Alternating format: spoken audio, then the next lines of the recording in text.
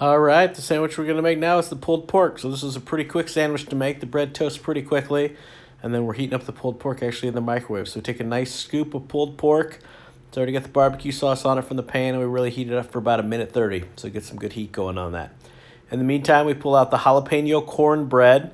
So the jalapeno, the bread with a little tiny seeds on the top. Then we put our regular dusting of light liquid margarine on the top, just as light as we can have. Now the cornbread toasts quicker than any other bread, so we really need to be careful on how long we leave this down on either side. It's not going to go down for long at all because it really does toast up pretty quickly. But the good part is the pulled pork in the microwave will get you there really quickly as well. So like I said, this whole video is only about 3 minutes long, and that's really about as long as it takes to make the sandwich. We're going to flip this over, and we're going to put barbecue sauce on both sides.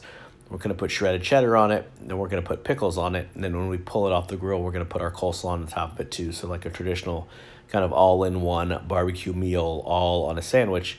And the coleslaw is the same coleslaw we use as a side, so you just need to be careful to make sure you've made it that day or the day before. So I'm about to flip the bread over. As always, we flip it and swirl it so we get the bread all the way to the edge. Make sure we get a nice even yellow color on that bread. Like I said, for the barbecue sauce, we actually put barbecue sauce on both sides of the bread. We don't do that with most of our aiolis, but with our spicy ketchup on the meatloaf sandwich and with our barbecue sauce, we do put it on both sides just because the meat is a little drier on these. About two ounces of shredded cheddar all the way to the edge, just shredded cheddar on one side. And then I'm going to put the pickles down as well. So we'll just go ahead and build this sandwich. So really 4 big round crispy dill chips that are going to go on there. And then right about that time, we should be pulling the meat out of the microwave, which is all warm. Kind of just spread it all the way out with your hand or with the spatula to make sure it covers everything.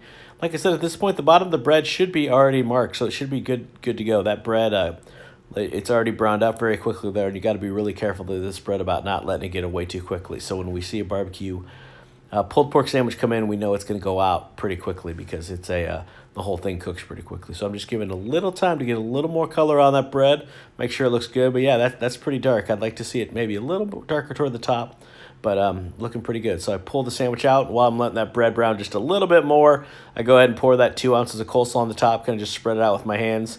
Salt and pepper's already in the coleslaw, so you don't need salt and pepper this sandwich, and the chips are pretty salty as well, the dill chips.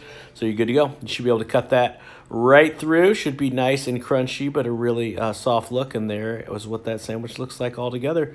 Enjoy. It's a really good one.